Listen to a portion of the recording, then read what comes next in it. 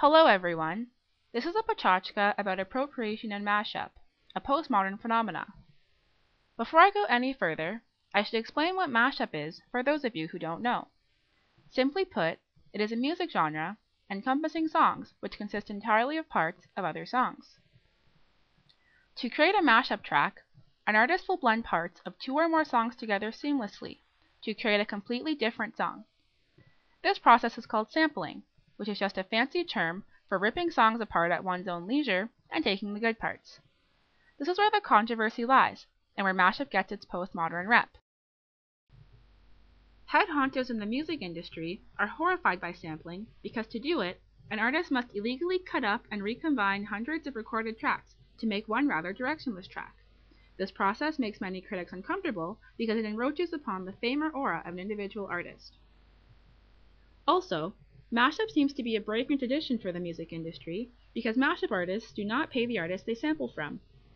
Fair use laws allow for artists to sample small bits of copyrighted material for free, which is all mashup artists really need. All of these things contribute to mashup as a postmodern phenomenon. However, there is more to this aversion towards mashup by the music industry.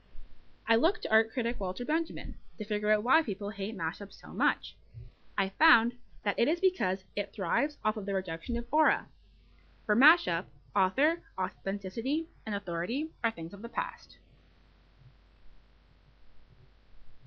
Let's begin with mashup's rejection of the author. This is Greg Gillis, a mashup artist who goes under the alias Girl Talk. Each of his mashup tracks consists of about a dozen or more unauthorized samples from different songs to make new remixes. He has released 4 studio albums under his name. Coming up are my 2 favorite albums by him. Unfortunately, these albums wouldn't exactly fit into Walter Benjamin's ideal image of the author because the content of the author has been skewed here. For Walter, you are the author of something only if you alone have created it, single-handedly, and you've been original about it. In Greg Gillis's case, with these albums, he has only re-recorded the music that other authors have already put on their own albums, and nothing else. So for mashup, the idea of one creator being able to represent the whole of a work, thus adding to its aura, is totally lost here. Now, mashup's rejection of authority. The illegal art record label is home to several mashup, glitch, and experimental acts, such as Girl Talk, O Astro, and the Brand Flakes. However, because these bands accrue millions of dollars each year due to copyright infringement laws, there is some very ironic tension going on there. Benjamin would frown down upon the idea of illegal art records owing so much money to other labels because the outstanding fees take away from the aura of the music under the label. There is nothing authoritative or elite about owing other artists money because you still own the work they have struggled to produce. Finally, mashup's rejection of authenticity. First off, mashup music is all appropriated material, making it largely inauthentic and auraless for Benjamin off the bat. To make things even worse, mashup artists get all their material illegally from the internet because it's easy. Another strike against the genre. Benjamin would be against the use of downloaded MP3s to create art because it's illegal. Benjamin mentions in his essay about art and mechanical reproduction that aura is destroyed when politics begin to overwhelm a work of art. It's too bad that pirating music is the bread and butter of the mashup genre. All of these arguments against mashup make it seem like a terrible force that is using appropriation to tear apart the music industry. However, for postmodern friendly critics like Andy Warhol, it's the exact opposite.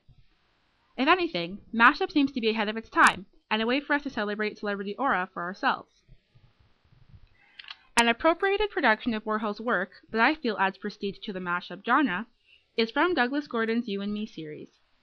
This image of Jackie O pasted upon a mirror, inviting the viewer to be part of her aura, illustrates Warhol's ideas on how penetrating celebrity is everyone's rite of passage. In the movie Rip, a remix manifesto, by music critic Brett Gaylor, Girl Talk himself mentions how the artists he samples from, such as Jackson 5 and Elton John, seem untouchable because of their celebrity aura. He explains how being able to cut and rearrange their material is empowering because he can rock out in a type of super aura. Warhol's desire to diffuse the magic of celebrity, because he believed celebrity was subjective and for everyone, is fulfilled through these comments. The mashup artist's single job is to stifle the aura of pop stars by disfiguring the music they have already established. This makes the genre a perfect complement to Warhol's life philosophies. Moreover, to Warhol's delight, another reason why people still won't buy into mashup is because it not only appropriates songs, it literally mashes them together, to the point where they're no longer recognizable. I turned to critical media critic Marcelo Gorman to find an alternate opinion on this. His text eCrit talks about how nonsense in new media forms is ideal and progressive.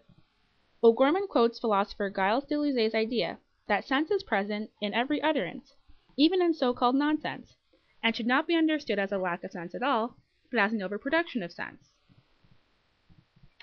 With this quote in mind, I've created a graph to illustrate this point in relation to mashup.